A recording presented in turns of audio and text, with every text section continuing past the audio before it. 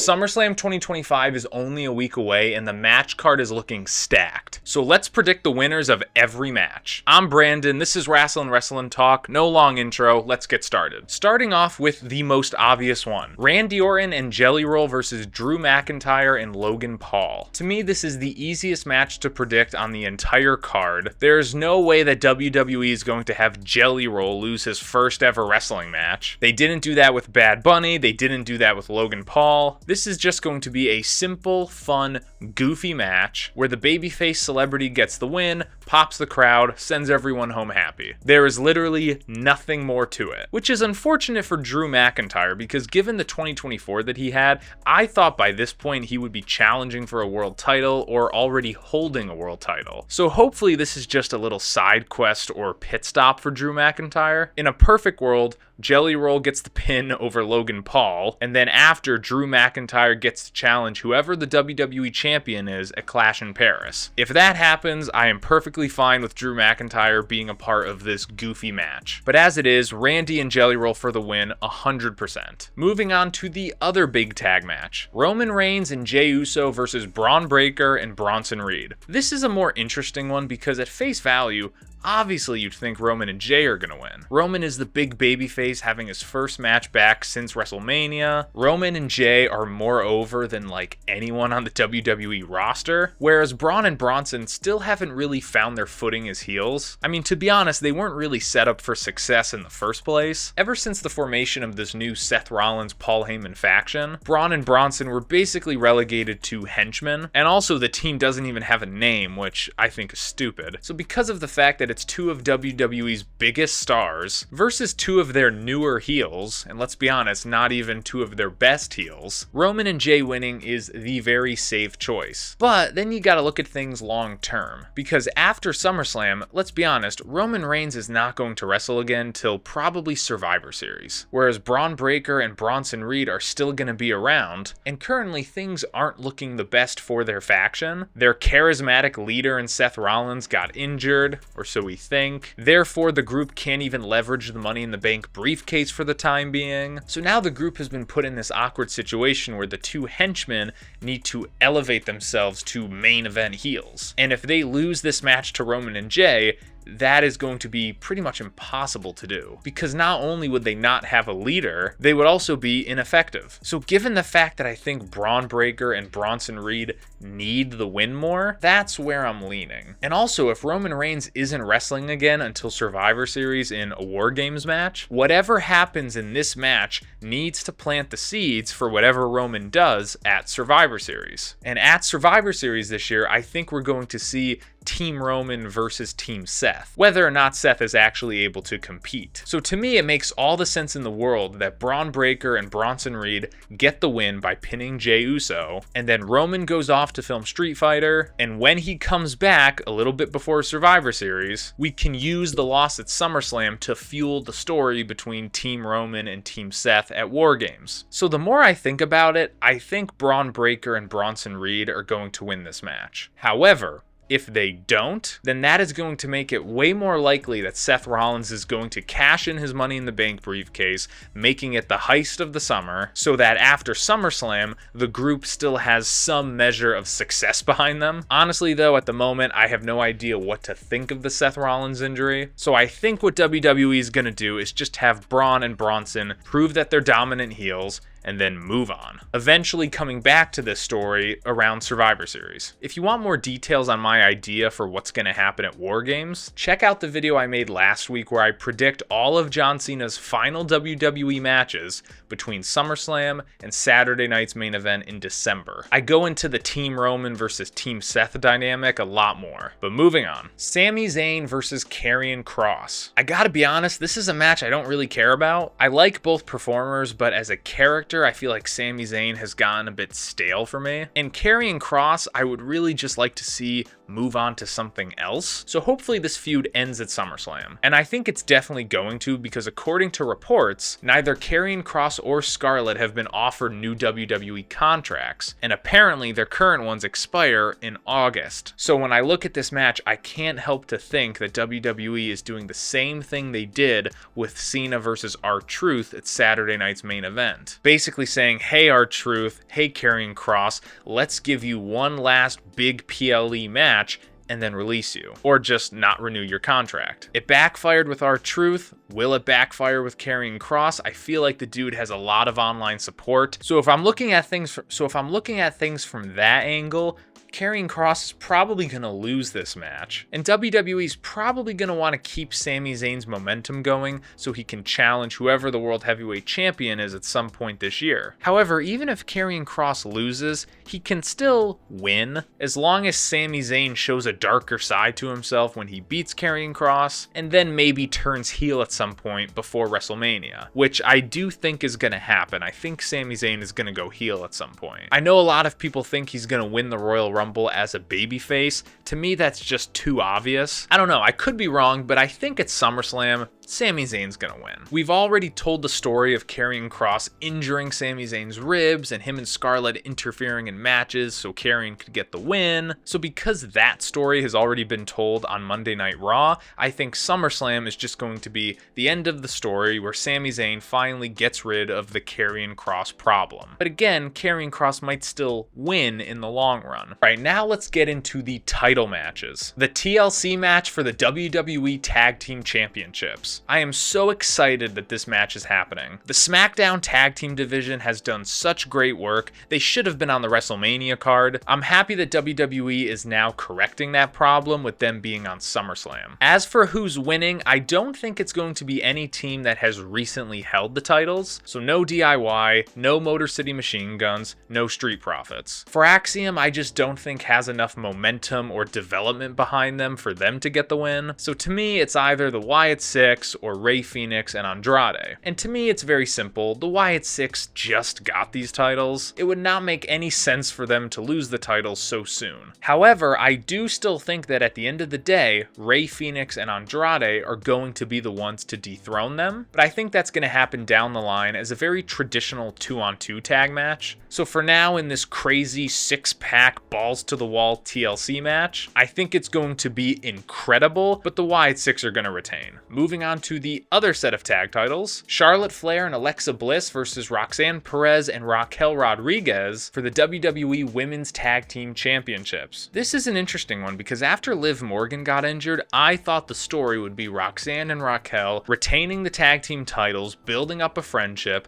and then eventually Liv Morgan would come back and it would all blow up. But then Alexa Bliss and Charlotte Flair teamed up and it was awesome. Given the crowd reaction that both of them got at Evolution, where we finally got a crowd that cheered for Charlotte Flair, to me it showed that the Charlotte-Alexa storyline is just more interesting than the Roxanne and Raquel storyline. So honestly, I think WWE would be foolish not to put the tag titles on them. Just like Bianca and Jade did, I think Charlotte and Alexa would absolutely elevate the women's tag division. And also, just like Bianca, Jade, and Naomi, there would be a compelling story there, where Alexa Bliss and Charlotte Flair form this unlikely friendship, and then of course throughout their title reign, those cracks would start to show. Once Charlotte Flair has finally been solidified and accepted as a babyface, Alexa Bliss is going to turn heel on her, and I think that's when they lose the tag titles back to Roxanne and Raquel, so that by the time Liv Morgan comes back, which I think is going to be closer to 2026, Roxanne and Raquel will still have the tag titles, and then leading into WrestleMania, we can tell a one-on-one feud between Charlotte Flair and Alexa Bliss. To me, I think that is the grand plan here. So because of that, Charlotte and Alexa are definitely going to win at SummerSlam. Because I am loving their team up right now. I absolutely love seeing this new side of Charlotte Flair and the crowd finally accepting her as a babyface. babyface. I honestly hope that this tag team lasts a while. Next up, Jacob Fatu versus Solo Sikoa in a steel cage match for the Men's United States Championship. You know, I've been trying to think of all of these ways that Solo Sikoa could come out with the win because he only just got the title at Night of Champions. And honestly, I feel like Solo Sikoa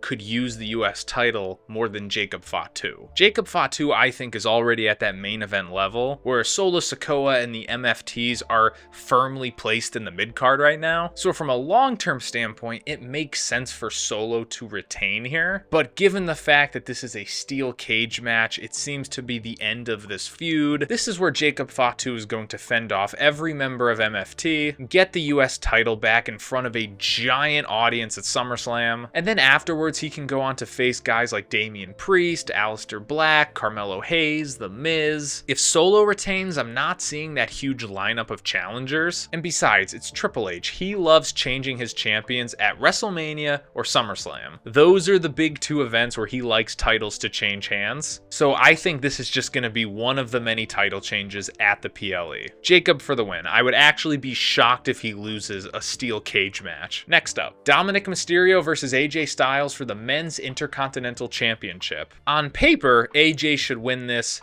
no question. But then you gotta factor in the Judgment Day, Finn Balor and JD McDonough. Those guys and Dom himself are obviously going to cheat in order to retain the championship. Even though Dom won the title at WrestleMania, I don't think WWE has done enough with him as champion, nor do I think this is the place where he loses it. Not to mention, after this match, I want AJ Styles free to have one more match with John Cena. Maybe a Clash in Paris. Again, check out my video where I predict all of John Cena's final matches between SummerSlam and Saturday night's main event, because I talk about Cena versus AJ. As far as this match goes, they're gonna cheat to win. It may be as simple as Dom throws a chair at AJ catches it, Dom hits the ground and pretends to be in pain, the ref sees it, the ref sees AJ with the chair, disqualifies him. I could absolutely see that happening. If AJ couldn't beat Logan Paul at WrestleMania, I doubt he's going to beat Dom Mysterio and the entirety of the Judgment Day. Moving on to the women's title, Becky Lynch versus Lyra Valkyria for the Women's Intercontinental Championship. Gotta be honest, this is the match I am most hyped for on the card. Backlash, Money in the Bank, Evolution, and now SummerSlam. This has the potential to be the best match of the entire feud. And also, I find it extremely unpredictable. Because on one hand, the simple answer is Lyra Valkyria gets the win over Becky Lynch, Becky Lynch puts her over, and therefore Lyra wins the feud. But you have Bayley waiting in the wings, who I think is definitely going to turn heel at some point. She wasn't on the WrestleMania card, she's not on the SummerSlam card, she was the one who took the pin at Evolution, and not to mention, WWE has never really been able to figure out what to do with Bayley as a babyface, so I could absolutely see Bayley costing Lyra the victory, but then you gotta factor in the stipulation, where if Lyra loses, she can never challenge for the title again. To me, that is a corner that I would be shocked to see WWE paint themselves into, because Lyra is such a young superstar. To basically ban her from ever winning the Women's IC Championship again, to me, it's just limiting how much of a star she can be. Kinda like in AEW when Cody Rhodes lost that match to Chris Jericho, and therefore could never challenge for the AEW World Championship again. It's one of those why would you do that moments. However, if the whole idea of this feud was to make Lyra a main event star, I think they've succeeded. I don't think Lyra needs to win the IC Championship again. I think she can absolutely go on to challenge for a world title at this point. But you want her looking strong before she does that kind of thing. So if she loses this match, therefore effectively loses the entire Becky Lynch feud, and now can never challenge for the IC Championship again, even though she was the first ever women's IC champion, to me, I actually think that hurts her a little bit. Not to mention, every one of your champions on Raw is a heel. Gunther, Naomi, Becky Lynch, Dominic Mysterio, Judgment Day. I actually think the freshest thing to do is to put it on Lyra, a babyface, because then you can have a lot of mid-card heels challenge her. One of them probably being Bayley. This is tough, but I'm gonna lean Lyra. just because that stipulation seems way too harsh. I just don't think WWE would do that. Let's move on to the world titles. Rhea Ripley versus Io Sky versus Naomi for the Women's World Championship. Other than the Jelly Roll match, this is easily the most predictable match on the entire card. There is no way that Naomi is going to lose her first ever title defense. The only reason they're doing this match is one, because it's the biggest possible match you could do. Rhea Ripley and Io Sky are megastars. And two, once Naomi wins, she can cross out Rhea and Io from her list of challengers. After this match, I think Rhea and Io are going to go off to do something else. Io Sky will probably do something with damage control, maybe challenge for the IC championship. And Rhea Ripley, I think, is either going to have a non-title feud with someone else on Raw, maybe Becky Lynch once she loses the IC championship, or honestly, I could see Rhea getting drafted to SmackDown. Mainly because what else is there for Rhea to do on Raw? Honestly, I think her moving to SmackDown would be really refreshing, but as far as this triple threat goes, Naomi is winning 100%. Next up, Tiffany Stratton versus Jade Cargill for the WWE Women's Championship. This one I find very unpredictable, because both of them are babyfaces. Not to mention, there's no story here. WWE has not put a lot of effort into this feud. So because of that, I could see either one of them winning. It almost comes down to who does WWE see as the bigger superstar right now, Tiffany or Jade? Honestly, this is maybe the most unpredictable title match on the card, but I'm leaning Jade Cargill. She won the Queen of the Ring tournament. I think WWE is going to want to legitimize that tournament by having the winner of it win a title. Looking at the other women's world title, I think Naomi is going to retain, so WWE might want to switch things up for the other world title by having a new champion crowned. And when I look at Tiffany Stratton, she's already faced a lot of people on SmackDown. Charlotte Flair, Nia Jax, Trish Stratus. Bianca Belair is still out with an injury, and Naomi is now a Raw superstar. So if Tiffany beats Jade, I'm not seeing where her title reign goes from here. Honestly though, this is legit anyone's game. It's 50-50. But I'm leaning Jade Cargill just by a hair. Moving on to the men's titles. CM Punk versus Gunther for the World Heavyweight Championship. Now, similar to Jade versus Tiffany, there has been really no build-up or development for this feud. It's basically just a match that's happening. So looking at it through that lens, I think Gunther is going to win, just because when CM Punk does win a world title, I think WWE is going to want to make it a bigger deal, and if he just beats Gunther here,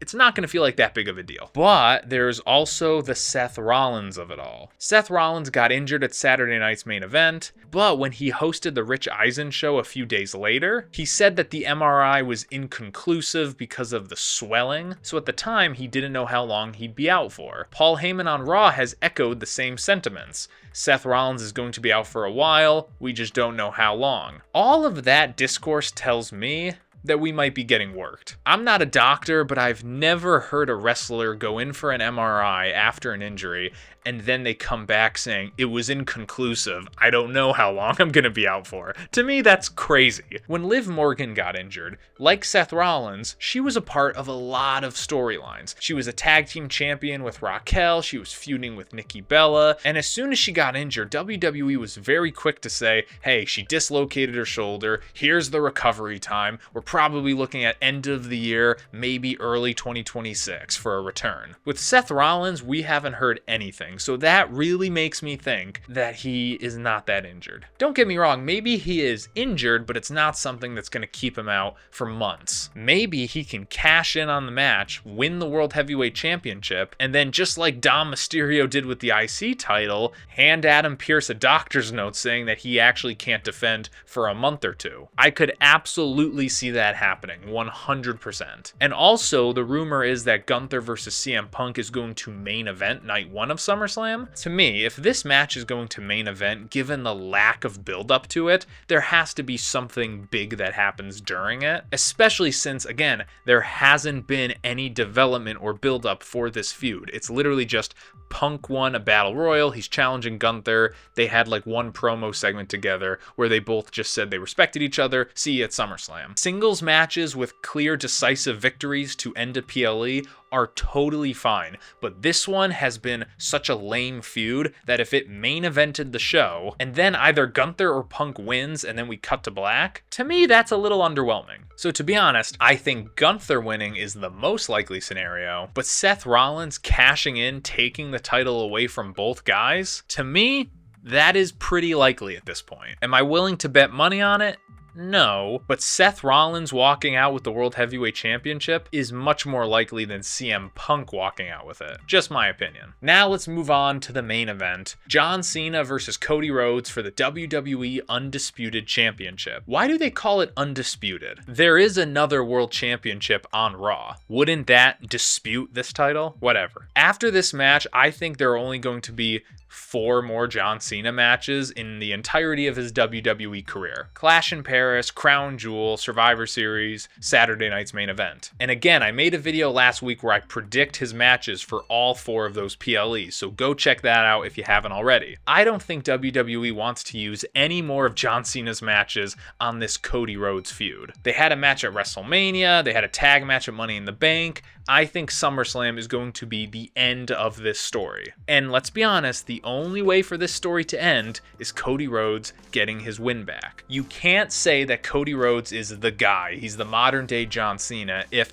every time him and John Cena ever had a match, Cody always lost. Cody has to get his win back here, he has to walk out with the title. The more interesting prediction is, does he turn heel? Honestly, I could see it, especially if they want to do a double turn, where in one match, Cody turns heel, Cena turns face. I don't know if that's ever been done, at least in this Triple H era. I think it'd be super cool. It would be awesome if The Rock gets involved to finally put a button on that very lame and underdeveloped story that went nowhere from Elimination Chamber. I just don't think there's any story left to tell with Cena as a heel champion, so I think him losing is absolutely the right call. And then Cody Rhodes can go on to defend against Randy Orton, Drew McIntyre. If he faces both of those guys, I think he's gonna be the babyface. WWE already teased a Randy heel turn after Night of Champions. Drew McIntyre is already a heel. So as much as fans want to see Cody turn heel, I feel like when you look at the challengers for him coming off of SummerSlam, most of them are heels. So I have Cody winning 100%. I just don't know if he's gonna turn heel. It would be awesome though. Now, before we wrap up, I do think there's potential for WWE to add 2 more matches to the SummerSlam card to make it an even 14, 7 matches per night, just like they did with WrestleMania. One of those 2 matches I think is going to be made official tonight on Raw, and that is some version of Stephanie Vaquer